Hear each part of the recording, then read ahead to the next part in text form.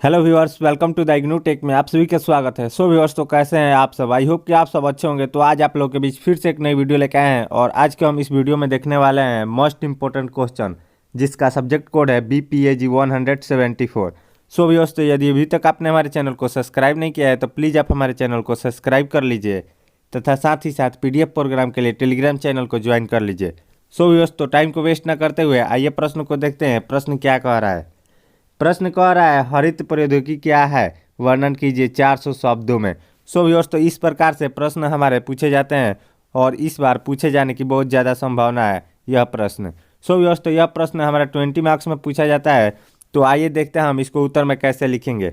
उत्तर का हेडिंग डाल के लिखेंगे हरित प्रौद्योगिकी GT एक व्यापक शब्द है और दैनिक जीवन में पर्यावरण के अनुकूल परिवर्तन करने के लिए नए नवीन तरीकों का क्षेत्र है। फिर आगे पैराग्राफ चेंज करके लिखेंगे इसे इस तरह से बनाया और इस्तेमाल किया जाता है जिससे प्राकृतिक संसाधनों और पर्यावरण का संरक्षण होता है। यह प्रौद्योगिकी एक वैकल्पिक स्रोत के रूप में है जो जीवाश्म ईंधन को कम करता है और मानव, पशु और पौधों के स्वास्थ्य को कम नुकसान के साथ साथ दुनिया को नुकसान पहुंचाता है। हरित प्रौद्योगिकी के उपयोग से उत्पादन और खपत के दौरान पैदा होने वाले कचरे और प्रदूषण की मात्रा को कम करने के लिए माना जाता है। इसे पर्यावरण प्रौद्योगिकी और स्वच्छ प्रौद्योगिकी के रूप में भी जाना जाता है। हालांकि हरित प्रौद्योगिकी द्वारा कवर किए गए क्षेत्रों को GT के रूप में परिभाषित करना मुश्किल है। यह सुरक्षित रूप से कहा जा सकता है कि GT उत्पादकों, उपकरणों और प्रणालियों का विकास और अनुप्रयोग है जो पर्यावरण के संरक्षण के लिए उपयोग किया जाता है। प्राकृतिक पर्यावरण और संसाधन जो मानव गतिविधियों के नकारात्मक प्रभाव को कम करता है।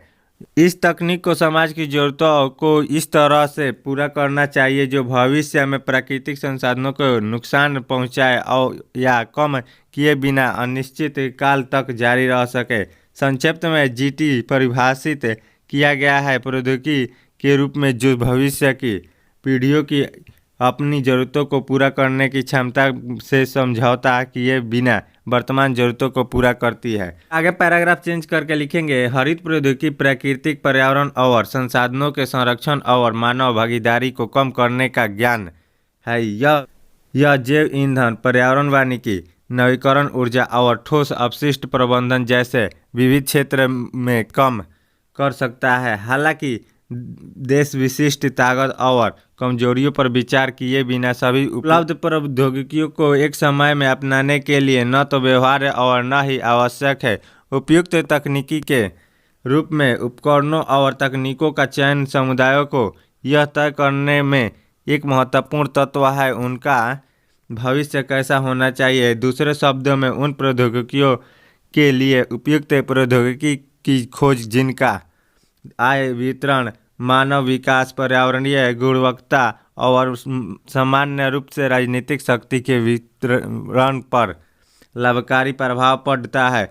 रॉबर्ट द्वारा प्रौद्योगिकी उपयुक्त का न्याय करने के लिए 7 मानदंड प्रस्ताव किए गए हैं। 1998 अपने लेख में उपयुक्त प्रौद्योगिकी में सतत विकास के लिए डिजाइन मापदंड प्रौद्योगिकी जैसे कि लोग बनाए रखते हैं। सो व्यूअर्स, तो इस प्रकार से हम इस प्रश्न को हल करेंगे और यदि अभी तक आपने हमारे चैनल को सब्सक्राइब नहीं किया है तो प्लीज़ आप हमारे चैनल को सब्सक्राइब कर लीजिए तथा साथ ही साथ PDF प्रोग्राम के लिए टेलीग्राम चैनल को ज्वाइन कर लीजिए। यहाँ से आप सभी को PDF मिल जाएगी।